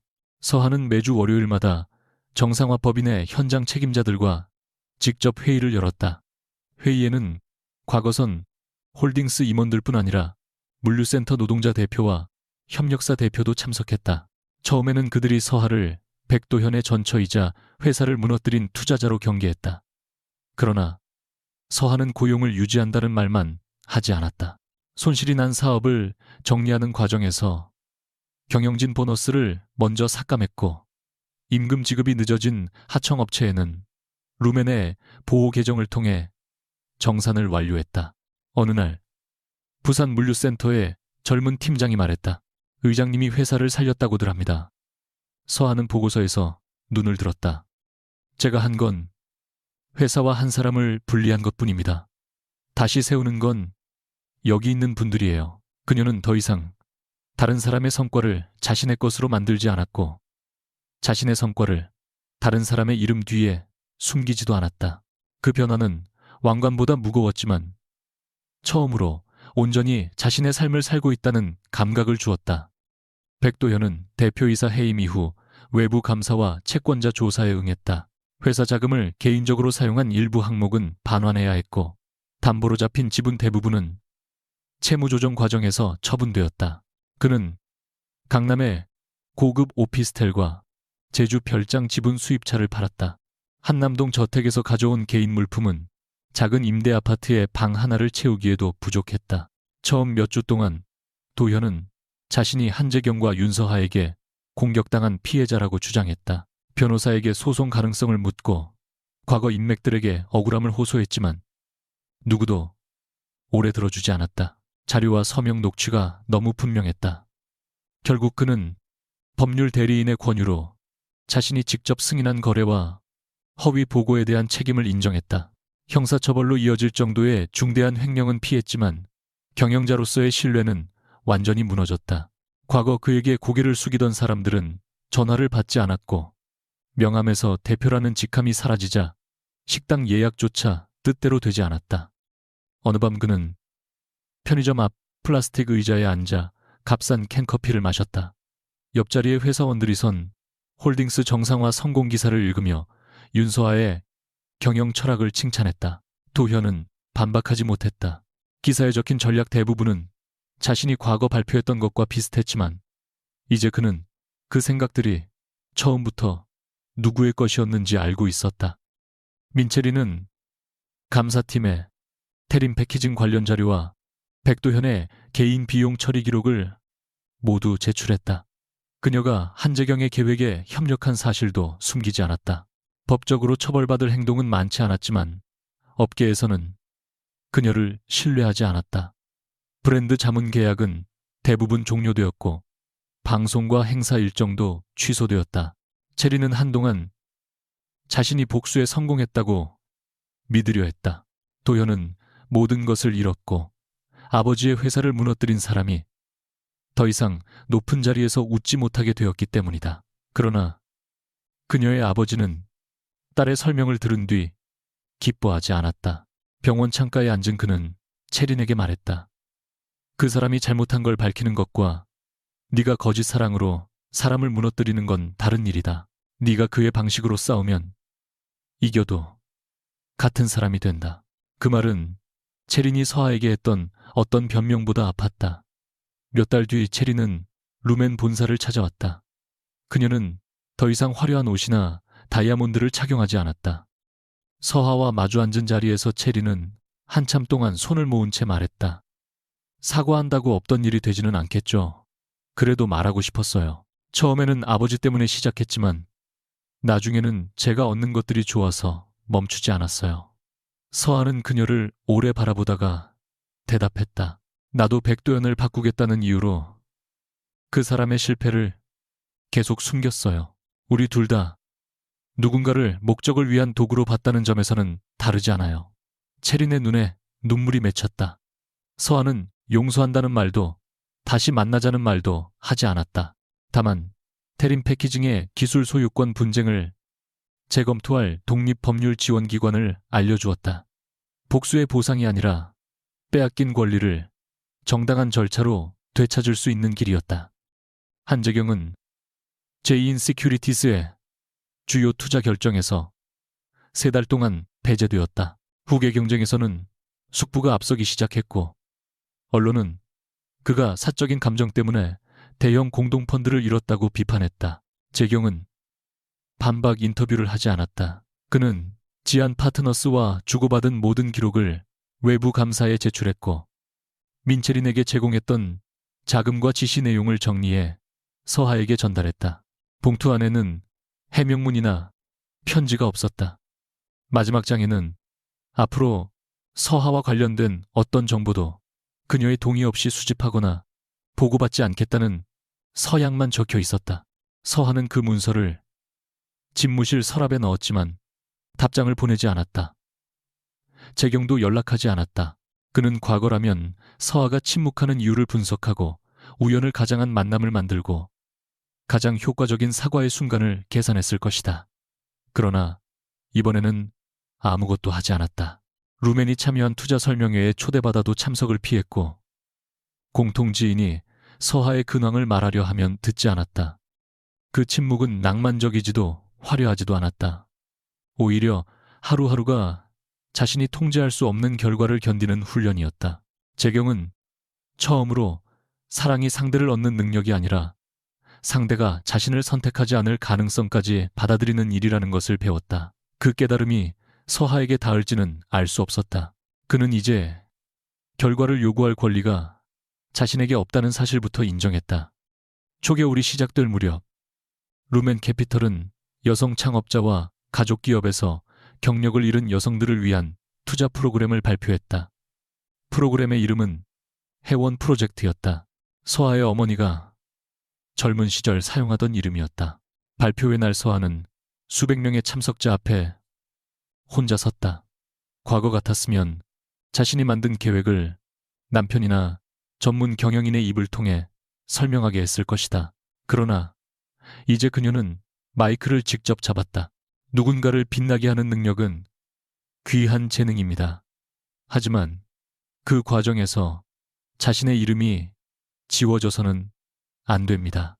이 프로그램은 다시 시작하려는 사람에게 돈만 제공하지 않을 것입니다. 자신의 기여를 기록하고 지분과 권리를 지키며 성공의 이름을 되찾도록 돕겠습니다. 연설을 마친 뒤 객석에서 가장 오래 박수를 친 사람은 오태석이었다. 서하는 무대 아래 비어있는 한 좌석을 보았다. 초대장을 보내지 않았으니 한재경이 없는 것은 당연했다.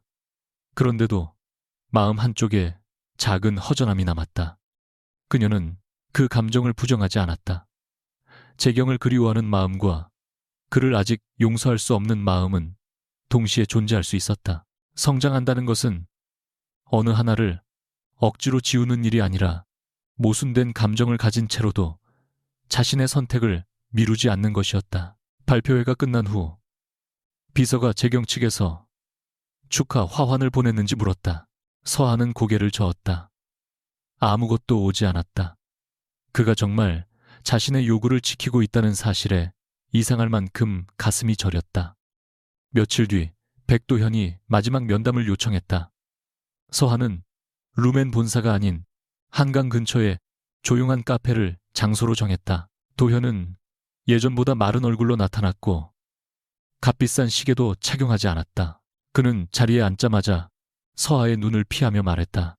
조사 결과가 정리됐어. 남은 채무는 몇 년 동안 갚아야 할 것 같아. 서하는 말없이 차를 따랐다. 도현은 씁쓸하게 웃었다. 예전에는 당신이 이런 이야기를 들으면 바로 해결책부터 말했지. 그게 당신을 망친 방법이었으니까 알아. 그는 한참 동안 찻잔만 바라보았다. 나는 늘 당신이 나보다 똑똑하다는 걸 알고 있었어. 처음 사업할 때부터 알았지. 그런데 회사가 커지고 사람들이 나를 대표님이라고 부르기 시작하니까 당신을 볼 때마다 내가 가짜라는 기분이 들었어. 그의 목소리가 떨렸다. 체리는 나를 의심하지 않았어. 내가 말하면 다 믿어줬고 내가 큰 사람인 것처럼 봐줬어. 사실은 그 눈이 필요했던 거야. 당신을 사랑하지 않아서가 아니라 당신 앞에 내가 너무 초라해서 도망친 거였어. 서하는 그의 고백을 조용히 들었다. 한때라면 그 상처를 이해하고 위로했을 것이다. 그러나 이해는 책임을 대신하지 못했다. 당신의 열등감이 진짜였다는 건 알아. 하지만 그 감정 때문에 나를 작게 만들 권리는 없었어. 도현은 고개를 끄덕였다. 용서해달라고 말하지 않을게. 다시 시작하자는 말도 안 할 거야. 그는 주머니에서 결혼 반지를 꺼내 테이블 위에 놓았다. 이걸 돌려주려고 왔어. 당신이 두고 갔지만 이제야 내가 가져서는 안 되는 물건이었다는 걸 알았어. 서하는 반지를 집지 않았다. 버려도 돼. 그건 우리 둘 다 돌아갈 수 없는 시간을 증명할 뿐이니까. 도현은 반지를 손에 쥐었다. 헤어질 때 그는 처음으로 서하보다 먼저 자리에서 일어나 고개를 숙였다. 그 사과는 너무 늦었지만 적어도 누군가에게 책임을 떠넘기지 않은 첫 행동이었다. 서하는 그날 밤 집으로 돌아가지 않고 한강이 내려다 보이는 루멘 본사 옥상에 올라갔다. 바람은 차가웠고 강 건너 빌딩의 불빛이 잔잔하게 흔들렸다. 그녀는 휴대전화에서 한재경의 번호를 열었다가 다시 닫았다. 연락해야 할 이유와 하지 말아야 할 이유가 머릿속에서 끊임없이 충돌했다. 재경은 자신을 사랑했지만 상처를 설계했다. 그는 잘못을 인정하고 대가를 치렀지만 그것이 자동으로 신뢰를 되돌려주지는 않았다. 서하는 한참 동안 어머니의 만년필을 손에 쥐고 있다가 마침내 짧은 메시지를 보냈다.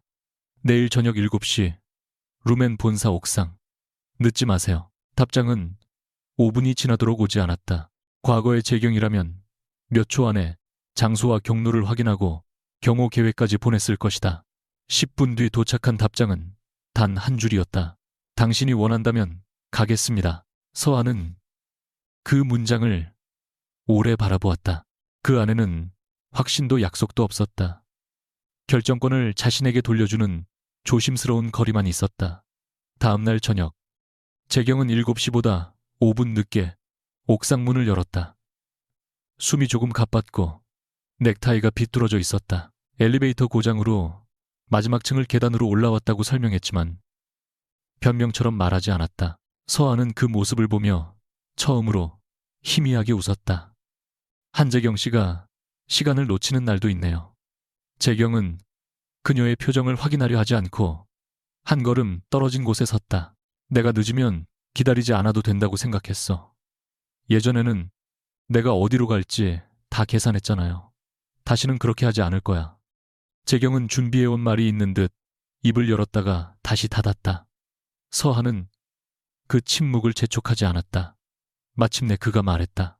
미안하다는 말을 여러 번 연습했어. 그런데 어떤 문장도 내가 한 일을 줄여 말하는 것 같았어. 난 당신이 불행하다고 생각했고 그래서 당신 대신 끝을 정했어. 당신을 사랑한다고 믿으면서도 당신이 나를 선택하지 않을 가능성은 받아들이지 못했지. 그건 사랑이 아니라 오만이었어. 서한은 한강 쪽으로 시선을 돌렸다. 아직 당신을 완전히 믿지 못해요. 알아. 당신이 손해를 감수한 것도 알고 정말 변하려고 노력한 것도 알아요. 하지만 그걸 이유로 내가 당신을 받아줘야 하는 건 아니에요. 받아주지 않아도 돼. 재경의 대답은 빠르지 않았다. 오래 생각한 사람의 목소리였다. 난 결과를 요구하러 온 게 아니야. 서한은 그를 바라보았다. 얼굴에는 여전히 익숙한 자신감이 있었지만 예전처럼 그녀의 반응을 예측하려는 눈빛은 없었다. 그럼 왜 왔어요? 당신이 오라고 했으니까. 단순한 대답이었다. 서한은 천천히 숨을 내쉬었다. 나는 지금 누구의 아내도 누구의 구원이 필요한 사람도 아니에요. 내 이름으로 회사를 운영하고 내 결정으로 실패할 수도 있는 사람이에요. 그런 당신을 원했어. 재경이 말했다가 곧 고개를 저었다. 아니, 또 잘못 말했군. 당신이 어떤 사람이든 그 모습 그대로 존중해야 했어. 서한은 잠시 침묵한 뒤 손을 내밀었다. 재경은 그 손을 잡지 않고 기다렸다. 그녀가 직접 그의 손바닥 위에 손을 올려놓은 뒤에야 조심스럽게 손가락을 감쌌다. 결혼 이야기는 하지 마세요. 서하가 말했다. 보호하겠다는 약속도 하지 말고 내 문제를 먼저 해결하려고 하지도 마세요. 재경은 고개를 끄덕였다. 그럼 뭘 하면 되지? 이번 주 토요일에 저녁을 먹어요. 그의 눈에 놀라움이 스쳤지만 웃음을 크게 드러내지는 않았다. 서하는 덧붙였다. 투자 협상도 아니고 구출 계획도 아니고 과거를 보상하기 위한 자리도 아니에요. 그냥 두 사람이 서로를 다시 알아보는 저녁이에요. 내가 식당을 정해도 될까? 3군데만 추천해요. 결정은 내가 할게요. 재경의 입가에 아주 느린 미소가 번졌다. 알겠습니다. 윤서아 의장님. 그 호칭도 저녁에는 금지예요. 두 사람은 옥상 난간 앞에 나란히 섰다. 재경은 그녀의 어깨에 코트를 덮어주려다가 손을 멈추고 먼저 물었다. 추워서 하는 그의 질문을 듣고 웃었다. 작은 변화였지만 그녀에게는 어떤 값비싼 선물보다 의미가 컸다. 조금요. 그녀가 허락하자 재경은 코트를 조심스럽게 걸쳐주었다. 한강 위의 불빛은 여전히 차갑고 화려했지만 그 밤에는 누구도 다른 사람의 인생을 설계하지 않았다. 백도연이 잃은 것은 한 여자의 사랑만이 아니었다. 그는 자신의 성공이라 믿었던 허상을 잃었다. 한재경이 내려놓은 것은 투자 기회만이 아니었다. 그는 사랑을 통제할 권리가 있다는 오만을 버렸다. 그리고 윤서아는 더 이상 누구의 뒤에서 왕관을 닦아주지 않았다. 그녀는 자신의 이름 아래 자신이 선택한 사람과 같은 높이에 서 있었다.